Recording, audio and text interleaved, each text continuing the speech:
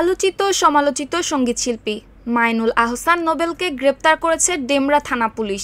মঙ্গলবার নারী নির্যাতন মামলায় নোবেলকে গ্রেপ্তার করা হয়েছে। ডিএমপির মিডিয়া অ্যান্ড পাবলিক রিলেশনস বিভাগের উপকমিশনার মোহাম্মদ তালিবুর রহমান বিষয়টি নিশ্চিত করেছেন। সম্প্রতি এক নারীকে মারধর করে টেনে হিঁচড়ে নেওয়ার একটি ভিডিও ভাইরাল হয়। এরপর ওই গায়কের বিরুদ্ধে অভিযোগ দায়ের করেন ওই ভুক্তভোগী নারী। 2 বছর আগেও নোবেলকে গ্রেপ্তার করেছিল পুলিশ।